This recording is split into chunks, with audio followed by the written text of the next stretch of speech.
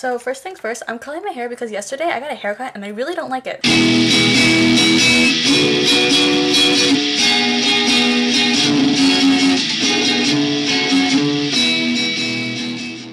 Claire's question last week was if I could go anywhere, where would I go? I'd probably go to Ireland. I've actually been there before. It was just so gorgeous. And Ellie's question, if I could meet anybody, dead or alive, who would it be? I guess J.K. Rowling for the live person. And then for the dead person, I'd probably have to say Lady Jane Grey of England, who was queen for like 9 days before she was beheaded. So this week's topic, we're talking about Renesmee, and firstly, I have to say, I do like the idea of her having a baby because she gets that one last human experience, even though it's kind of vampirified because of the whole growing up fast, having powers, and blah blah blah. But like Claire, and I'm sure like a lot of other people, I don't like that she had it she had the baby so soon. I mean, I was looking forward to Edward and Bella having time together and kind of going back to that Twilight phase where they loved each other and there was this huge romance, but then no, baby comes.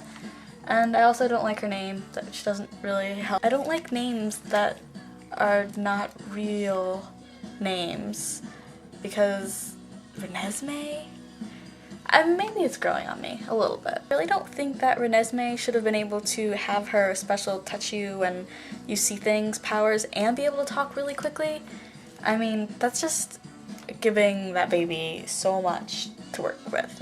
I have to admit, the way the baby was hurting Bella while it was in Bella really got to me. I did not like that at all. And I didn't like the way that Bella and Rosalie were protecting it, even though it was hurting. I was totally on Edward and Jacob's side of that. And the actual process of the baby coming out, I was okay with that too. Even though it was a little gory and kind of gross and maybe a little sci-fi-ish, it worked for me because it made sense. I mean, it had to have been kind of weird because that's never happened before, and how do you give birth to a half vampire child? So coming out of the tummy and with the whole vampire skin womb thing, it makes sense. You just gotta think about it. So what with her being only half vampire, so obviously she can live a really long time, but will she actually be immortal? Like maybe she's slightly weaker and you could kill her a little bit more easily, or maybe she's only gonna live for like 5,000 years instead of like forever. So I don't know, what do you think about that? I think maybe that has to be the case where she has some flaws. She can't be exactly like the baby. I wanted to mention the supposed leaked chapters of Midnight Sun.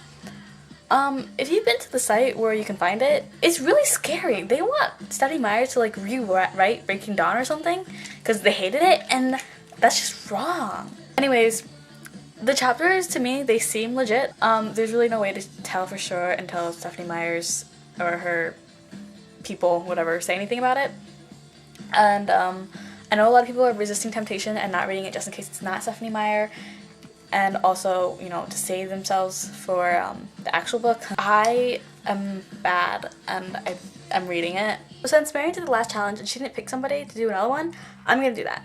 And the theme challenge has something to do with Midnight Sun, and I thought of it yesterday and I kind of didn't write it down, so I forget what it was, but I think it was to write a scene from Edward's point of view, kind of like something that you might find in Midnight Sun, except it doesn't have to be from Twilight, it could be from Breaking Dawn or Eclipse or New Moon or whatever, and you have to read it next week for everybody to hear. It can be as long or short as you want. I haven't made my spinner yet, I'm going to do this out of lip glosses. This is Stephenie, this is Ellie, and this is Claire, so I'm just going to put it in this drawer and pick. And I picked Stephenie, which is perfect because Stephenie hasn't done one yet. All done.